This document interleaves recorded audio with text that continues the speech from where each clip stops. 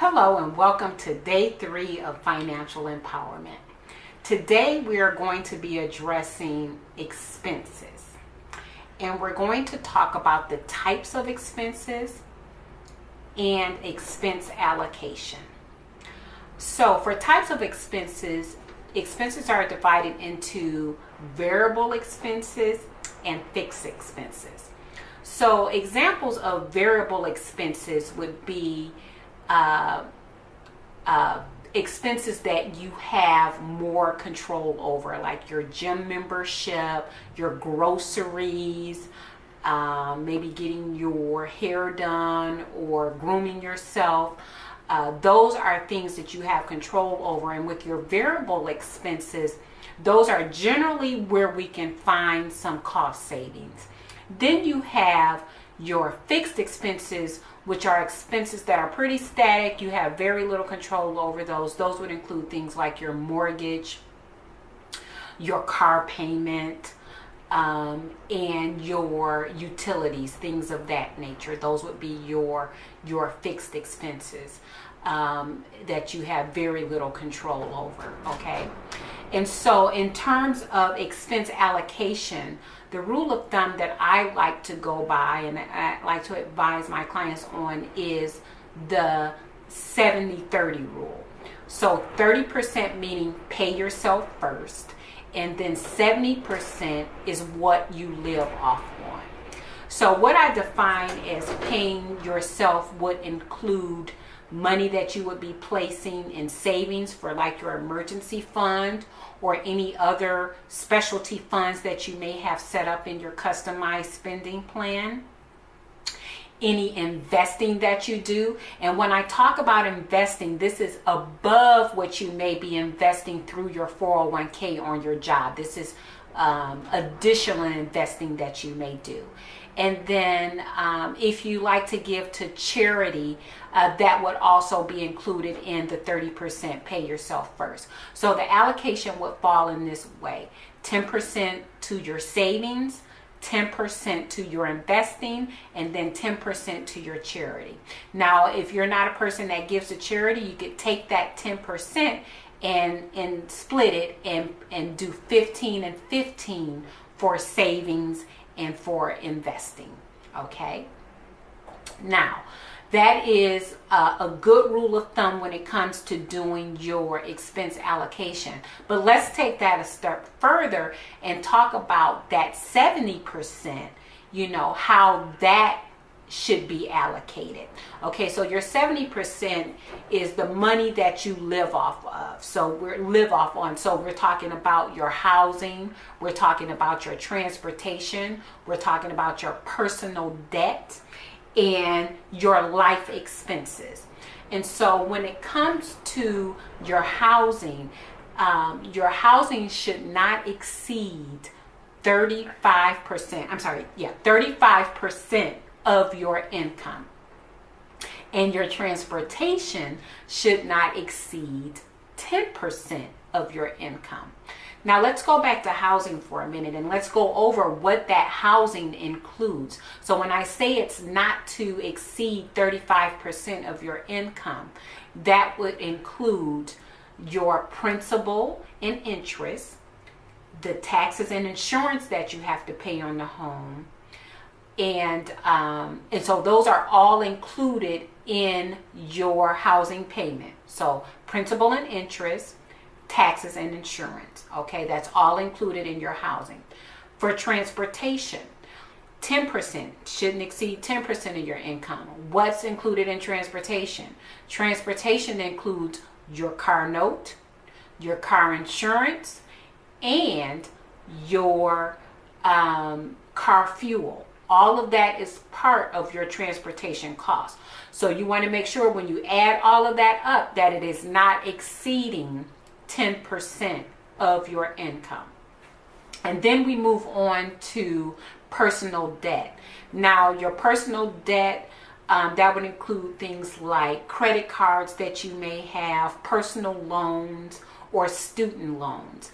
And I know that student loans is a big one, and I know in this allocation I say that your personal debt really shouldn't exceed 5% of your personal income. But I know when student loans come into play, I do realize that that's sometimes impossible to do, but it is something that we can work towards. And once we get you set up with a spending plan, and if we get you into a debt pay down plan, we can help with getting those student loans down relatively quickly.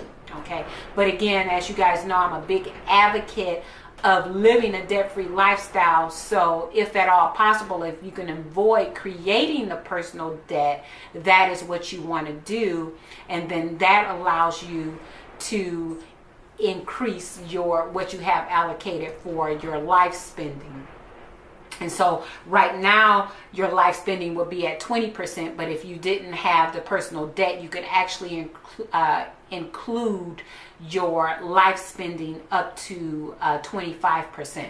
So your life spending would be basically everything else that is not included in terms of your housing and your transportation. So your food, your entertainment, your gifts, your utilities that you pay. That's the remainder of that 20% allocation. Okay. Now, ideally, you want to figure out your expense allocation before you go out and make the expense. However, I do realize, unfortunately, most people, what they do is they go out and make the expense, then they come back and try and make it fit into their budget. Okay. But, and this is why I love speaking to young people, because that gives me the opportunity to educate them in the area of finances before they go out buying cars and houses and getting credit cards. And, but in most cases, people have already created the expense, and now they're trying to make it fit into their budget.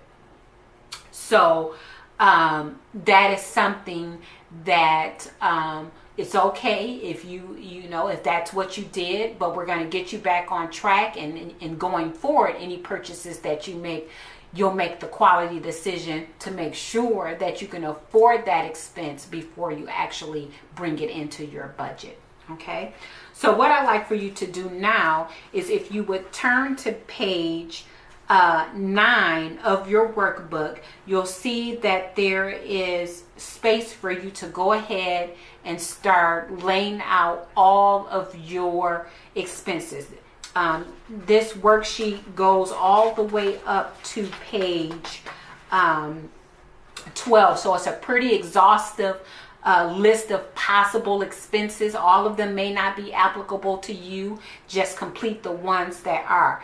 And so you're going to put in what your actual expenses are in each of those expense categories. And then in addition to that, what I want you to do is calculate your percentage of income. So how you're going to do that is, you would take that expense and divide it by your monthly income that you're bringing in. Now, the expense allocation that I give you from a customary standpoint, I will tell you, or I should say from a society standpoint, those figures are always based on your gross income. But for this exercise, because really all that matters is what you're bringing home. That's what you have to work with. So your net pay.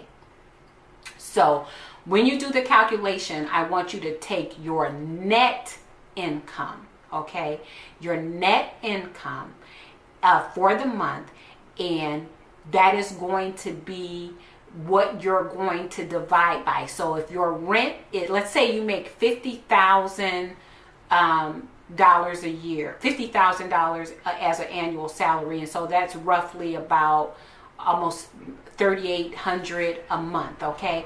And let's say your rent or your mortgage payment is $700 a month. So you're going to take $700 and divide it by the $3,800 or whatever your monthly net take-home pay is, and that's going to give you your percentage of income that you're utilizing for that particular expense. Okay, so you're going to do that for all of your expenses, just so that we can kind of see where you are. Are you within the guidelines, or are you above the guidelines? And so that you're going to use that information so that when we go forward, you can determine where you need to make some changes in the future in those areas of your expenses. Okay, so go ahead and take the time to go ahead and fill out the expense worksheet.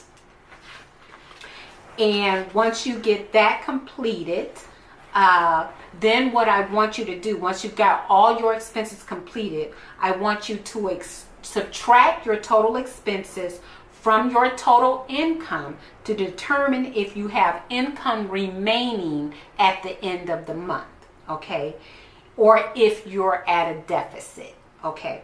Now, if you have income remaining at the end of the month, that's very good, because what we're going to do with that income is we're going to leverage it for you. Either we're going to set up, when we get to your customized spending plan, because I believe in what I call a zero-based spending plan, meaning every dollar that you have is going to have an assignment. So at the end of the month, you're going to be at zero because we've assigned every dollar to something. So when you have money remaining, we're able to do that. Now, if you're at a deficit and you can't get your budget to balance, then that means we now need to go back and look at your expenses and see where can we make some cuts, where can we make some changes so that we can actually balance your budget. Okay? So that is all for today. And tomorrow we're going to go over determining how to calculate and determine what your net worth is. Okay? I'll see you tomorrow.